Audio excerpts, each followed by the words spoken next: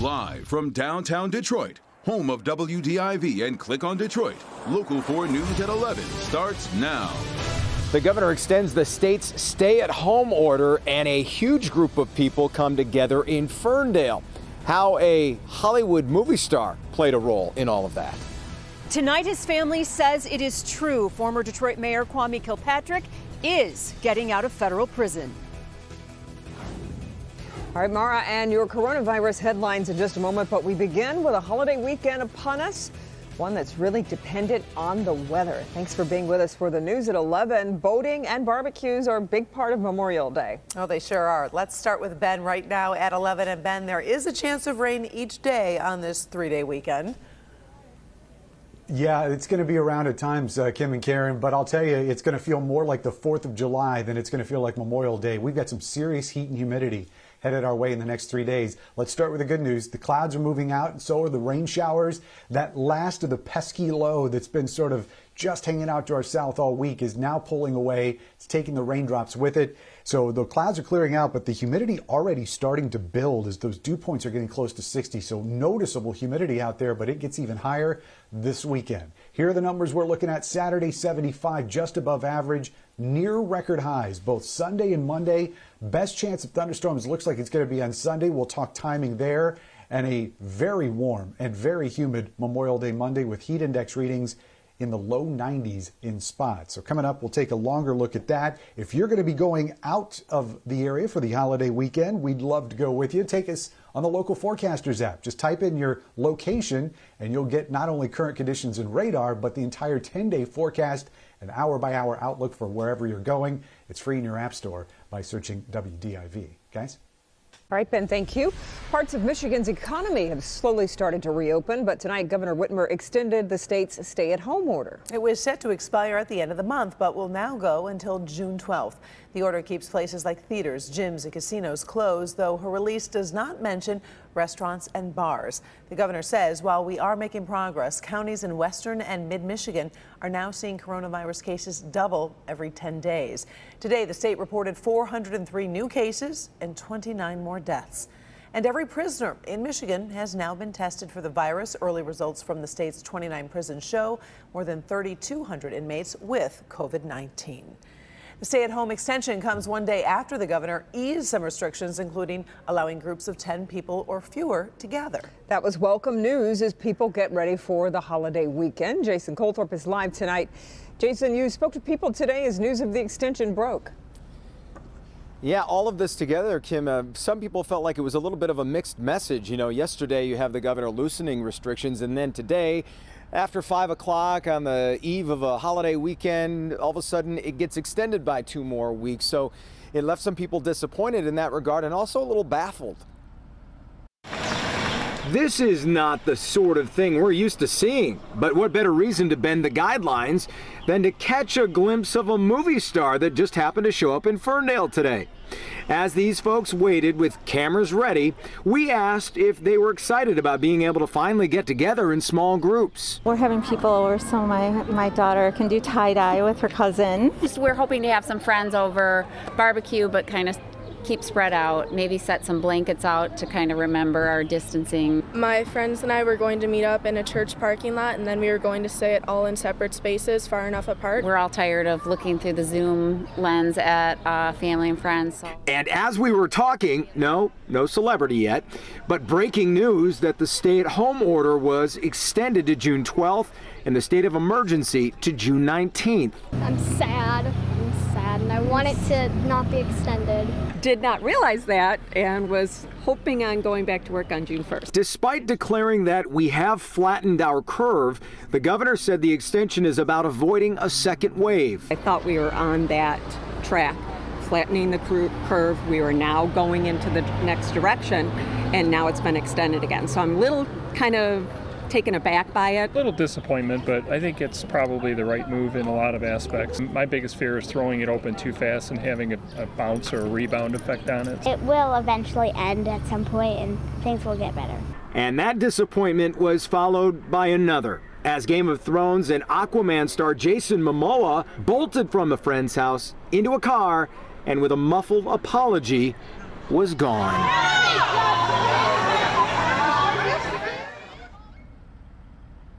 and that's when the crowd dispersed. He wasn't here, Jason Momoa, that is, filming anything.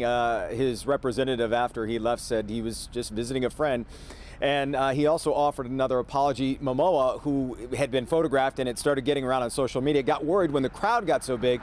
He was worried about creating an inadvertent health emergency and felt the best course of action was to just kind of get out of there. And again, he did apologize to all the fans that were hoping to catch a glimpse of him. In Ferndale tonight, Jason Colthorpe, Local 4. All right, thank you, Jason. High-profile inmates like Paul Manafort and Michael Cohen have been released from prison because of the coronavirus, and we may be able to add former Detroit Mayor Kwame Kilpatrick to that list. Kilpatrick's family members say they have been told by the federal government that he will be headed for home confinement. Amara McDonald has been working her sources all day on this. The Department of Justice has not confirmed this yet, but Kilpatrick's family has. The home confinement approval for former Mayor Kwame Kilpatrick really is a streak of good news after hearing so much bad news. This is something that's been a collective effort being worked on by so many people. Having a relationship with his mom, my heart as a mother, first and foremost, I mean, I'm just glad. I'm thankful. I'm appreciative that he's been granted a way to safety. Kilpatrick, his family, and supporters had lobbied President Trump in February, including State Representative Sherry Gay Dangnogo hand-delivering a clemency request to the president personally. Then the pandemic hit, and federal prisoners like Paul Manafort are being given COVID releases. Now Kilpatrick, Norman Yatuma, who represented the family of slain exotic dancer Tamara Green, thinks this is absurd. I think it's terrible.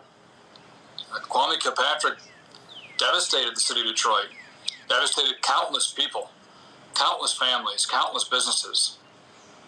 He committed an awful lot of crimes. He ought to do the time. As you might imagine, opinion is mixed. I believe that Kwame has a chance to come home and right all of his wrongs. I believe that redemption is for everyone. This does not mean he'll be walking around free. He'll likely head to his sister's home in Atlanta for home confinement for an unspecified period of time. His son Jonas posted this to Instagram today and then took it down. The caption, "Pops, can't wait to hug you outside them walls. God will prevail over evil. See you soon. Hashtag Kwame Free." All right, thank you, Mara. Late tonight, the U.S. Attorney's Office responded to our request for comment, saying they have not been told of any plans to release the former mayor. Well, as we head into a holiday weekend, Detroit Mayor Mike Duggan is promising to enforce the governor's 10-person gathering restriction. He says police will be out and they'll be counting. If you get up to 11 or 12, the police will politely ask you to reduce the size. But short of that, this could be a time to enjoy the weekend. Respect the limits, and the police will be responding accordingly. But it has been really a great level of cooperation, very little in the way of difficult confrontations. And that 10-person limit will also apply to stores in Detroit if they reopen next week. On Tuesday, customers are allowed again at retailers and auto showrooms, but by appointment only. The mayor says employees must be supplied with masks and gloves. Stores have to put up signs and markings to keep customers 6 feet apart. And there must be a physical barrier between the cash register and customers. Meantime, Northern Michigan is giving us a glimpse into the future. Bars and restaurants open today for the first time in 2 months. Now, they are limited to 50% capacity, and diners are required to be 6 feet apart.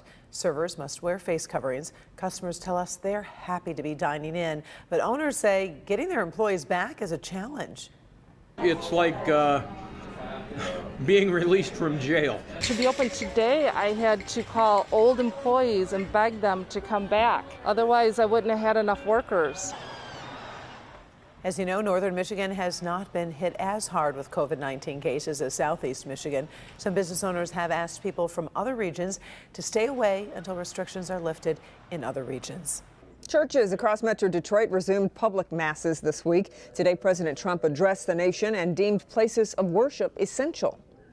These are places that hold our society together and keep our people united. The people are demanding to go to church and synagogue, go to their mosque, Many millions of Americans embrace worship as an essential part of life. The ministers, pastors, rabbis, imams, and other faith leaders will make sure that their congregations are safe as they gather and pray. In America, we need more prayer, not less. The president says the CDC is providing guidance for communities of faith reopening this weekend. There are fewer people driving because of the coronavirus, so why do experts say it's more dangerous out on the roads right now? The warning ahead of the holiday weekend. But first, they lost their homes in catastrophic floods this week, and now some Midland County homeowners are taking legal action.